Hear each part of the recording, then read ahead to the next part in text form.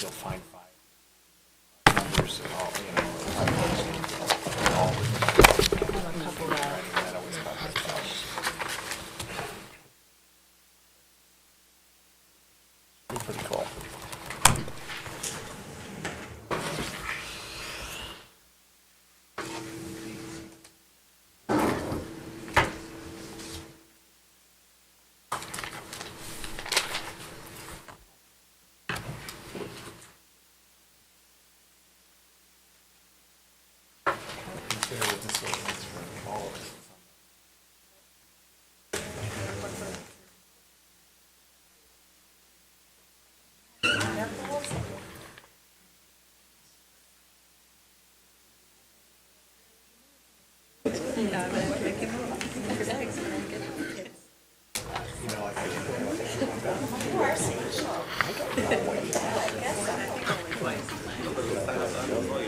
I didn't think I was going to get it. I thought it was probably time to the council president.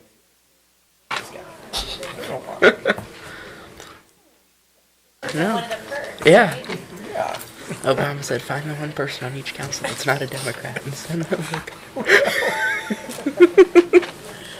Well, you know, it's a piece of goodwill, I suppose.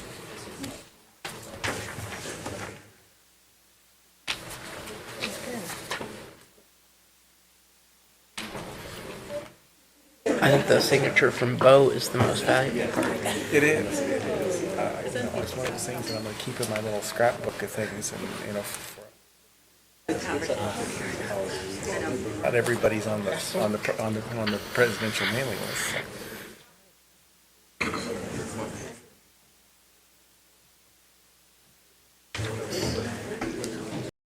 Some that are halfway exempt. Yeah.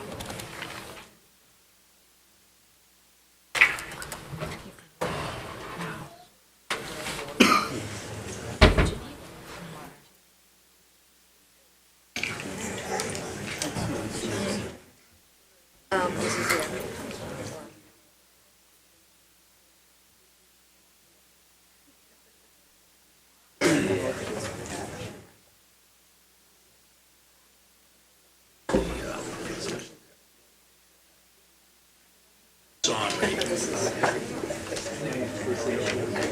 don't think we're giving her any interior. There's no point to it.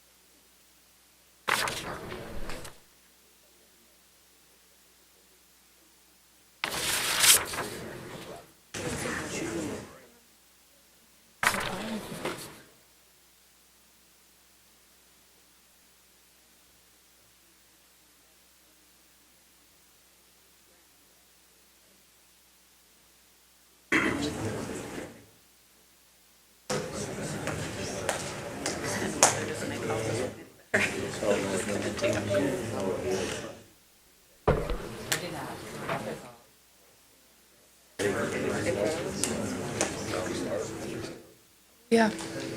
Yeah, it changed. A lot of things change all the time. I try and stay on top of it. The time is now 7 p.m. and I'll call to order the regularly scheduled meeting of the Beloit City Council. We're here at 100 State Street, Beloit, Wisconsin in the City Hall Forum, and today is Monday, December 15th, 2014. Can I have a roll call? Roll call shows all counselors present. Thank you. Please rise for the Pledge of Allegiance. I pledge allegiance to the flag of the United States of America and to the republic for which it stands, one nation, under God, indivisible, with liberty and justice for all. Item 3 is special orders of the day and announcements. 3A. A proclamation recognizing the Beloit Memorial High School 2014 boys varsity soccer team.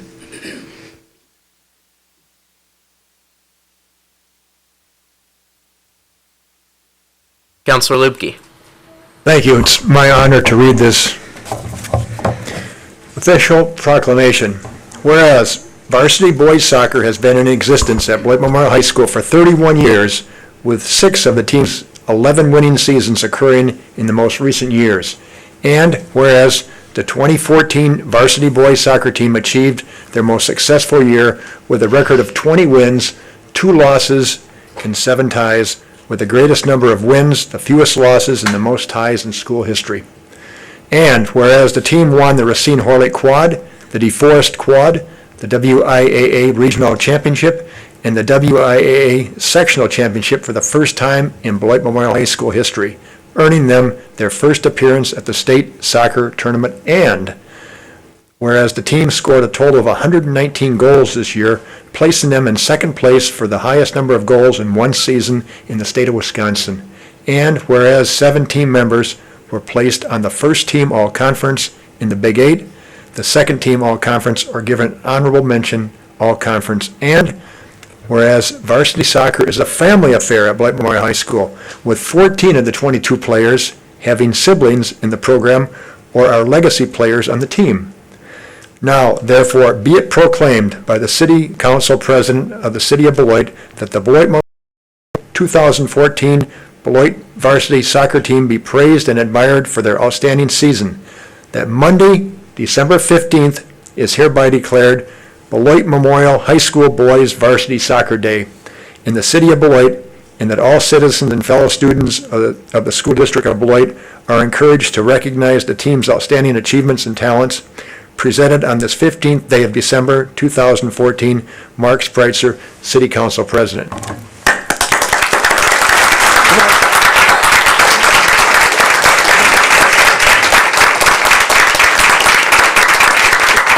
going to give this to the coach, Coach Deneau. Coach, if I can add, you and the young men have brought a lot of pride to Beloit. Thank you all. So I'll give you this if you want to say anything. Sure. All right. Well, first of all, we'd just like to say thank you so much for having us here tonight and honoring us.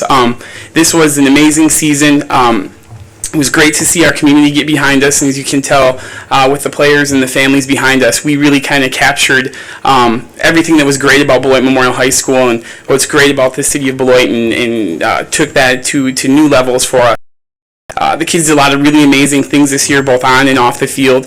We went to St. Louis and did some cool, participated in the tournament there against some of the best teams in the entire nation. But these guys, they worked really, really hard this year, and it just seems like yesterday we were playing in the state tournament, and they should be so proud of everything that they did. The really cool thing is that most of the kids are coming back next year. I think we only had 6 seniors, so hopefully that what happened this year is just kind of the first step in a long process of staying where we're at and doing a really good job. Could my captain talk for a little bit? One of ours? Okay, this is Paco.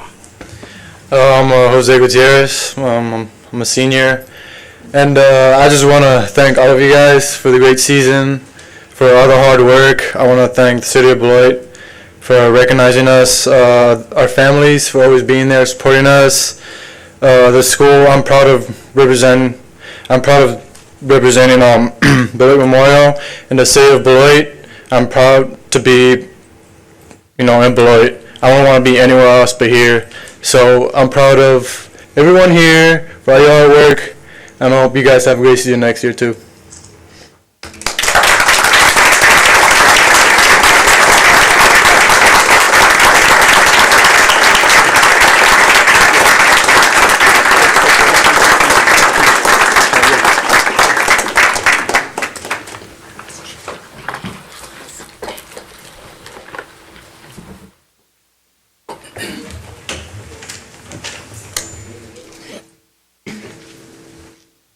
Item 4 is public hearings. 4A.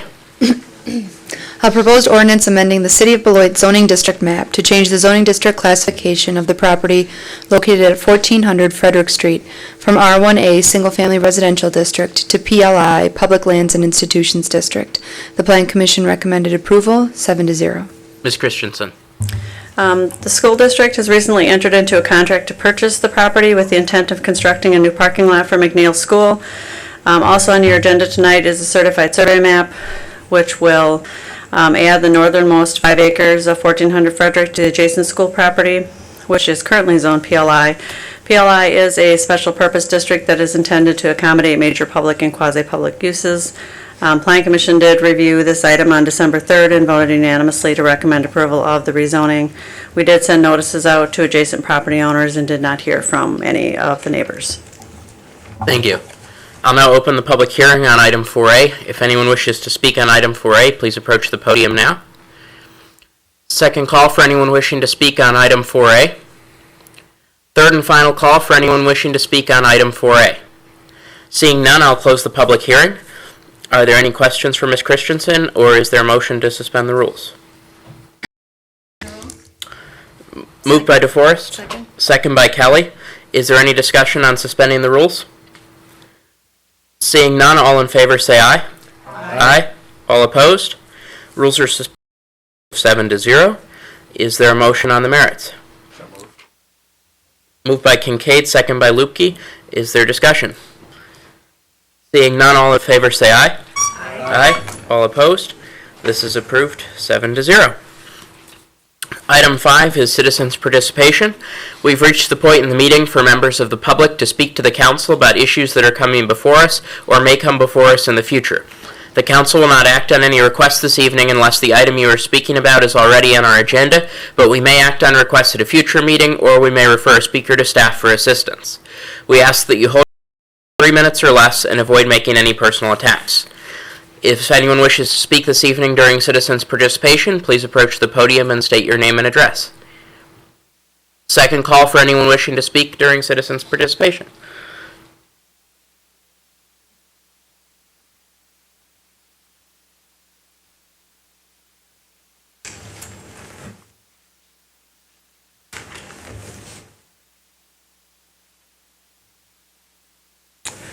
Good evening.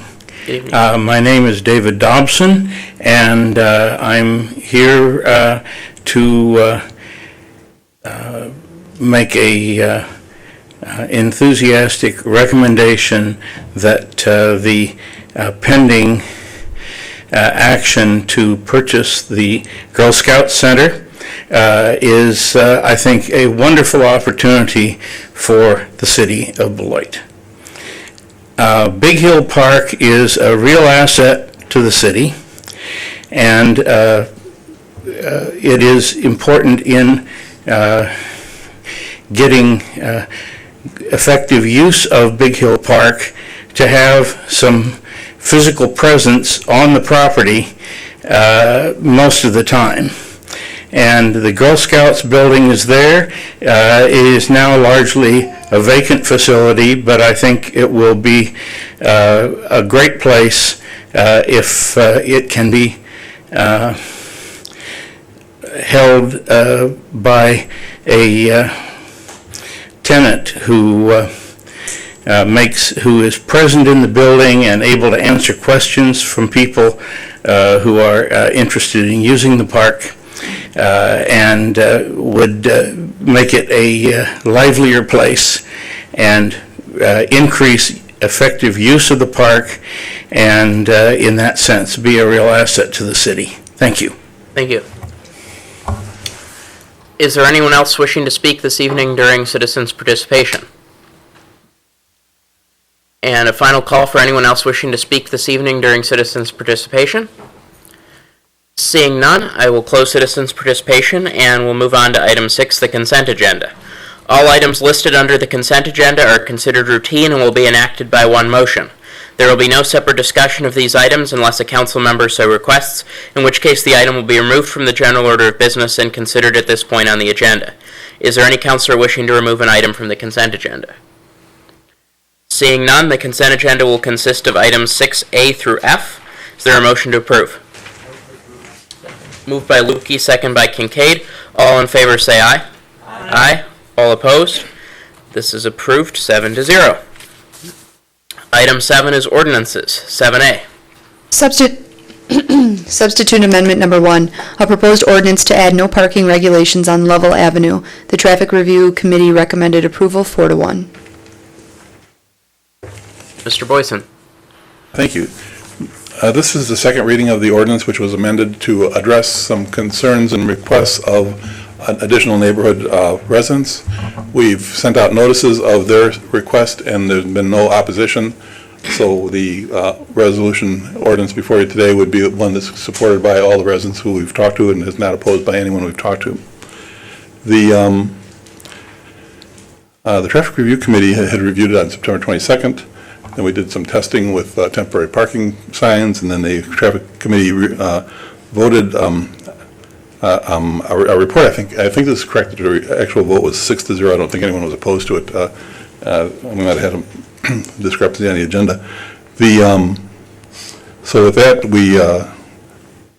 the removal of parking along Lovell will encourage parents who are traveling to the school to pick up and drop off their children, to use the crosswalk with the crossing guard, or pick up or drop off their children on the provided lane by the school. So this will improve safety and address the identified concern of the school district, we believe. The Engineering Division recommends removing the parking on both sides of Lovell Avenue between Cranston and Carlisle Avenue. Thank you. Are there any questions on this item, or is there a motion to approve?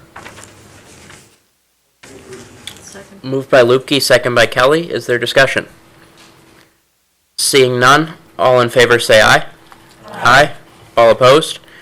This is approved 7-0. Item A is appointments. I, the undersigned Mark Spreitzer, duly elected President of the Beloit City Council, subject to confirmation by the Beloit City Council, hereby appoint the following citizen members to the vacancies and terms indicated as follows, said appointments being pursuant to nominations made and approved by the Appointment Review Committee at the regular meeting held December 8th, 2014. To the Board of Ethics, incumbent Deborah Blazer for a term ending December 31st, 2017. To the Business Improvement District Downtown Beloit Association, incumbent Betsy Schmeeken as a property owner to a term ending December 31st, 2017. Incumbent Douglas Kelly as an owner-occupant to a term ending December 31st, 2017. Incumbent Peter Frank as a non-owner occupant to a term ending December 31st, 2017. And incumbent Renee Kellogg as an owner-occupant to a term ending December 31st, 2017. The Municipal Golf Committee, incumbent Noah Sharmer as a youth representative to a term ending December 31st, 2015. And to the Police and Fire Commission, Mardell Jacobson, 1442 Grant Street, replacing Gary Gard for a term ending December 30th, 2015. Is there a motion to approve these appointments? Moved by Kelly, second by Kincaid. All in favor say aye. Aye. All opposed? These are approved 7-0, and I would like to announce the following vacancies.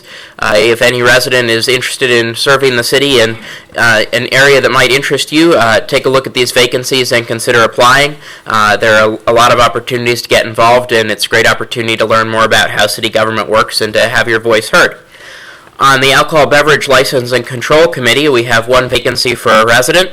The Appointment Review Committee has one vacancy for a resident. The Board of Appeals has a vacancy as a second alternate position for a resident.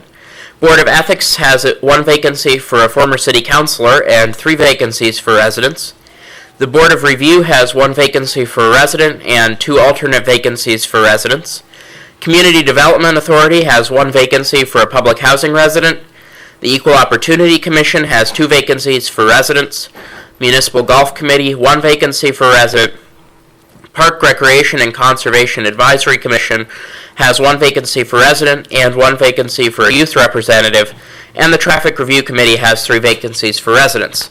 Please consider if any of those opportunities sound like something that might interest you, and feel free to apply, and we encourage you to get involved. Item 9 is councilor activities and upcoming events. Councilor DeForest. Thank you. Well, first of all, I just would like to again congratulate the Beloit Memorial High School soccer team. So wonderful to have you here and be able to recognize your great achievements. And Coach Tanu, thank you for your fantastic work with the team. And I see you have a school board member here in support as well, which is wonderful. So thank you for being here, Ms. Gard. I also would like to express my appreciation to the Rock County District Attorney David O'Leary, our own Police Chief Norm Jacobs, and City Manager Arft for a meeting with the NAACP last week to discuss issues related to justice in terms of policing in our community, and appreciate the opportunity to have discussion about that, and appreciate their willingness to dialogue with the NAACP about those concerns. So thank you to those gentlemen for attending that meeting.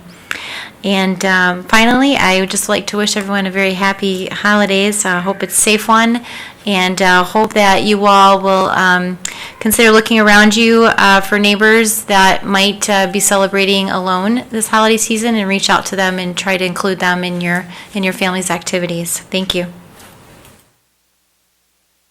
Councilor Lupke.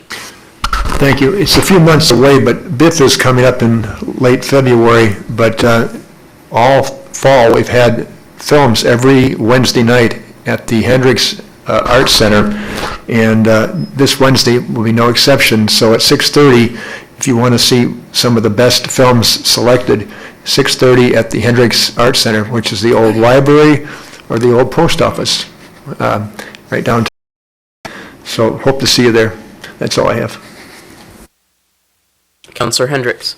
I too would like to congratulate the soccer team as a cheer coach. That's always good when Beloit Memorial teams win.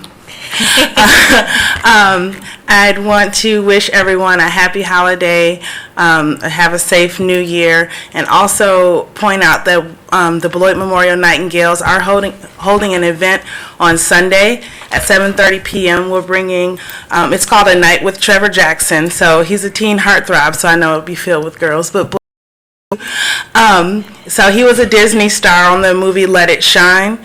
He has a hit single out right now. He's a singer, actor, and dancer. So we're bringing him in for having something positive for the youth to end the year on. So we're inviting everyone to come out. Tickets are on sale now, $10 per person, and it is a fundraiser for college tours that we do over spring break. And then we're also going to show the movie Let It Shine, and then he'll come out. So that'll be fun for the little ones to be able to see the star that was, just on the screen come out in front of them. So, and that movie starts at 4, but the actual show, he'll do a concert, starts at 7:30 on Sunday, December 21st at Beloit Memorial Auditorium. So any questions, you can contact me, and I have tickets as well. And that's it. Thank you. Councilor Kincaid. It seems like a long time ago, but I did go to Holidaysville and had a great time, and I hope everyone else went as well. For those who don't go this year, it was better than ever. So that's all I can say. And I want to wish everyone a happy holiday, and see you next year. Vice President Haynes. I think I don't have anything to add today. Councilor Kelly. I attended Holidaysville. I did that too. Miracle on 4th Street was this past weekend, and it's a variety type show for Christmas that the high school's been doing for the last 3 to 4 years, and it was just wonderful. And if you didn't go see it next year, hopefully they'll have it again. We're also in concert season, so the music department had their concert last night, and Aldrich is having theirs tonight, which I'm missing. And I know some of the other schools had last week, and they're all great. So that's all I have to say. And I also had a chance to attend Holidaysville, and it was definitely great, and also warmer than it often is, so that was nice. Also want to wish everybody a happy holidays, and a reminder, I know, we have a couple incumbent councilors who are running again. As you know, I'm not, and my seat will be new in the next election, and nomination papers to run for office are due early in January, the first Tuesday in January, the 6th. So if you're working on collecting signatures or thinking about running, this is definitely the time to make sure that you're doing that if you have an interest in serving the city. And I know we've got some good candidates that are stepping forward, and if you're still thinking of doing it, it's not too late. Item 10 is City Manager's presentation. We have none. Item 11, reports from boards and city officers. 11A. A resolution authorizing the sale of 106 Bluff Street to John and Pauline Wergen. Ms. Christensen. 106 Bluff Street is a city-owned vacant lot at the northwest corner of Bluff Street and Sherland Avenue. On April 21st, 2003, City Council did approve a resolution which declared a variety of lots surplus and available for sale, including 106 Bluff. That resolution authorized the city manager to sell the lots for 75% or more of the assessed value. However, if the purchase price was less than that, the sale had to be approved by City Council, and it also required sales to be contingent upon the buyer agreeing to construct a market rate home within 1 year from the purchase date or return the lot to the city. On October 17th of this year, John and Pauline Wergen submitted an offer to purchase 106 Bluff Street. Their intent, according to Pauline, was for John to build a house on the property. The offer is for $500, which is much less than the 75% of assessed value. But the buyer was going to meet the requirement of constructing a house on the property. On December 1st, the city attorney prepared a counteroffer with the following conditions, which is that the offer is conditioned upon the buyer constructing a single-family residential building in keeping with the character of the neighborhood and in compliance with all municipal ordinances, including but not limited to all zoning and planning ordinances. Such building shall have an assessed value, land and improvements of not less than $75,000. Buyer to pay for all closing costs. Buyer shall notify seller of the acceptance of the counteroffer by delivering the signed copy of the counteroffer to the city attorney by 5 p.m. on December 5th, 2014, which they did do. Buyer shall grant to seller a right of first refusal to purchase the property. Seller may execute its right of first refusal if A, buyer lists the property for sale without having first constructed a residential building on the property listed for sale, or B, buyer fails to build a residential building on the lot as contemplated by this counteroffer within 18 months of closing. If seller exercises its right of first refusal, the purchase price shall be $500, and this transaction shall close no later than January 31st, 2015. And on December 4th, the signed counteroffer was delivered to the attorney's office. So what's before you tonight, and we are supportive of selling this lot as it would generate additional tax revenue, and it would also decrease expenses that are currently out there, because right now we are shoveling sidewalks or plowing sidewalks and mowing the grass. So this is on your item on your agenda for action tonight. There's a resolution authorizing the sale of 106 Bluff Street to John and Pauline Wergen, subject to the city's counteroffer number 1. Thank you. Are there questions on this item, or is there a motion to approve? Move approval. Moved by Haynes. Is there a second? Second by DeForest. Is there discussion? Seeing none, all in favor say aye. Aye. All opposed? This is approved 7-0. 11B. A resolution authorizing the transfer of ownership of improvements at 1201 Big Hill Court from the Girl Scouts of Wisconsin Badgerland Council, Inc. to the City of Beloit, Wisconsin. City Manager Arft. Thank you, Mr. President. Some months ago, the Girl Scouts approached the city and discussed the status of their building, which was constructed on a land lease, which was negotiated with the city back in 95, 96, and the building there was actually opened or completed in 1997. The Girl Scouts have not been using the building anywhere near its capacity for a number of years. You may recall several years ago they combined a number of councils, and obviously this building, being near the state line, sets well out of the center of their service area. What they were discussing with the city was the possibility of turning the building back to us and terminating the 99-year land lease. We began talking about value, and the Scouts indicated they would need about $75,000 to close out their costs related to this facility, and also to allow them to be able to relocate their offices, which remain on this site, to another location, pardon me again, somewhat more appropriately sized, that would be elsewhere in the city of Beloit. We also discussed the status of the building. We've done a lot of due diligence, as council is aware, a lot of inspections. We've been over the property inside and outside. Does have some deferred maintenance items, which we will be taking care of, but for the most part is in excellent programmable condition, and we've already done a lot of work on the programming side as well. We have negotiations underway with an organization now that's looking at leasing part of the building. We think a lot of the space would be very conducive to increasing the city's banquet business, which is significant at other facilities we own, and of course doing more recreation leisure service programming on the property. The basic terms and conditions would be, of course, to negate the original land lease. The city would then purchase the building, which originally cost about $900,000, although most of that money was raised through community fundraising. The purchase price would be $75,000, as I indicated, which would allow the Girl Scouts to walk away, quote, free and clear, and also be able to facilitate a move to a smaller, more appropriately sized office and programming facility. We would also have, in addition to all the basic fixtures, there's a number of appliances in the building, there's shelving units in a storage area, there's some miscellaneous repair parts and materials. All of that would also be left with the building. Finally, we have negotiated a provision included in the sale to allow the Girl Scouts to have 12 programming dates at no charge, either at this facility or at another city facility somewhere in our system, in order to facilitate programming throughout the calendar year.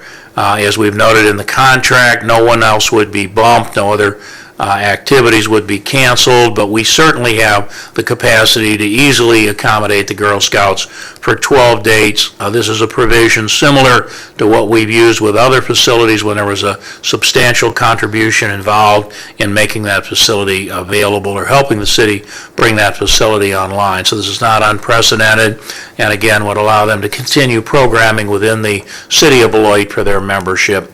Mr. President, I also want to introduce Marcy Henderson, who came into our meeting. If you please stand, Marcy. She's the Chief Professional Officer, I guess is the best way to put it, for this particular Girl Scout region, which now stretches up to Madison, covers a big part of the south central portion of the state of Wisconsin.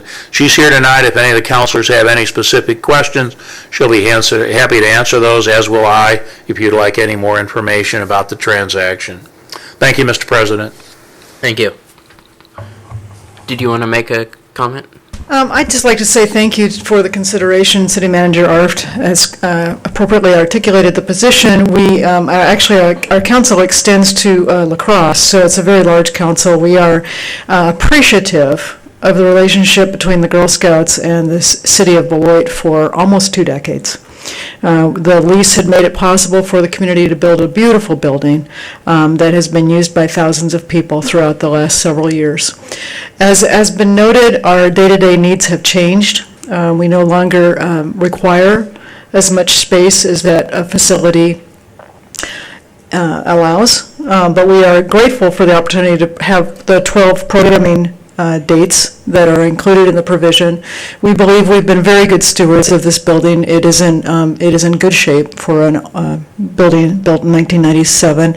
It was built with care from the community, and we are appreciative that the community will continue to benefit from its use. So thank you for your participation. Thank you. All right, Councilor Lipke. He does, Brett. Could you leave us some cookies? Thank you. Councilor DeForest. Well, whether or not that's part of the deal, my colleagues know I've expressed this early on. We're struggling to maintain the facilities that the city already has. We're struggling to maintain our pool and our ice rink and our other parks and recreational facilities. And Mr. Arft alluded to a potential agreement with a tenant that I hope comes to fruition to help generate revenue to help support this building. How firm is that? Could you give us a rough idea? Because Well, I think it's pretty solid. There's strong motivation on the part of both parties to make that agreement work. We have had preliminary discussions and I believe a tour of the building, but have deferred any formal negotiations until after council makes a decision and make sure that we do have the building under contract before we go any further. so, and just to clarify, to follow up on that, then from your perspective, you're feeling quite confident that we'll be able to generate sufficient revenue to maintain this building? Yes, we have not only this revenue, but we will also have our banquet income from the facility. I can't guarantee you that we're going to cover every penny of the cost, but we did provide council with a detailed operating budget, which was included in the 2015 budget. It was annualized, so it's bigger than what the cost will be for the first year. I don't know that we mentioned earlier, but closing will likely not occur till sometime in May, so only about half the year will be in effect for 2015. But we were able to comfortably fit that into the budget. It's a relatively small cost, and with the offsetting revenue now, we're even more comfortable that it won't be a problem maintaining the building. Okay, and then to follow up one more level on that, because part of my concern is that we've had a pretty fixed budgetary amount allotted to our parks and recreational facilities, and I want to make sure that we're not displacing one of those other facilities, that our budget will expand to include this facility and not have to replace an existing operating maintenance cost we're already providing to a different facility. Yeah, that is correct. Most of the cost for doing, there is some deferred maintenance that we want to take care of. We anticipate some light repainting. The interior, as Marcy indicated, is in excellent condition. We may have to do some light remodeling to accommodate our specific uses. But there's money that's been allocated in the city's capital budget for 2015 to do the maintenance and do this work. Acting from the appropriation that was already made for both the parks improvements and for recreation facility improvements that were also included in the 2015 budget. All right, thank you. Are there other questions or comments, or is there a motion to approve? I move approval. Second. Moved by Haynes, second by Lubke. Is there further discussion? Seeing none, all in favor say aye. Aye. All opposed? This is approved 7-0. Item 11C. A resolution authorizing the city manager to enter into a state municipal agreement with the Wisconsin Department of Transportation for the design and construction of the Powerhouse Riverwalk. Mr. Boyson. Through this agreement, the state allocates $1,009,158 for the funding of the state and federal grant for the Powerhouse Riverwalk project. The project will be designed and constructed of approximately 850 feet of public riverwalk along the west side of the Blackhawk Powerhouse project, which is currently being designed for adaptive reuse by the Beloit College. The riverwalk will fill a key gap in Beloit's transit trail system. Beloit's trail system, moving bikes and pedestrians away from U.S. Highway 51, Pleasant Street. The Wisconsin Department of Transportation will be the lead agency for the design and construction of the Powerhouse Riverwalk project. The City of Beloit, along with Beloit College, co-sponsored the grant application, which this agreement awards for the project. An agreement which is now being developed between the City of Beloit and College related to the local cost sharing and along with maintenance, access, and timing of the project will need to be completed before the project can begin. The total cost of the design and construction of the project is estimated at $1,261,447. Given the $1,009,158 of the grant funding, that would leave a total of $252,289 to be shared equally between the city and the College of Beloit pursuant to the agreement that's currently being finalized. The project will enhance the quality of Beloit by improving the bicycle pedestrian path along the Rock River. The project is included in the 2015 Capital Improvement Program, and the Engineering Division recommends adoption of this resolution. Thank you. Are there questions on this item, or is there a motion to approve? Councilor DeForest. Thank you. Yes, I have questions. They're related to the questions that I had when this was brought to our attention a while ago, and I asked about what you anticipated the cost would be to the city, what the cost share would be, and we still don't have that amount. Is that correct? Well, it's estimated to be 50% of the local share. 126,000 and change, right? Yes. And then I'm concerned about liability. So we will be listed as a co-project sponsor. Is that correct, or no? The city of Beloit and the College of Beloit were co-sponsors of the grant application. The Wisconsin Department of Transportation will be the lead administering agency. Now, if there's concerns of liability of an environmental nature, of course, the project was owned by Lion Energy Company. The city is not going to purchase the property, we're just getting easements for our use. And if there were something that were identified, and there are studies that are done for that purpose during projects like this with federal funding, then the responsible original owner would be the party normally responsible. Alliant has an excellent record of addressing these types of issues if something of that nature should occur. In terms of the other liability responsibilities that are outlined, I had sent you the email. There's a long list in our packets, things like drainage and, sorry, I'm. Oh, yeah, these other ones, these are all very normal design considerations, so they're just basically saying that if you damage a neighbor, if you back up drainage and create drainage problems, stuff like that, that's all the normal things that normal engineering designs address and resolve. I understand that, but this is a peculiar site. It's right on the river, and there are abutting properties, contiguous properties, and I guess what I'm trying to understand is we're helping to construct the walkway piece. But as a co-project sponsor, will we be on the hook for any liability that occurs as a result of the entire building and the construction of the property itself? No, certainly we're only entering an agreement related to the Buckway Trail system. Okay, I just wanted to be clear about that. Also, I noticed there are conditions such as that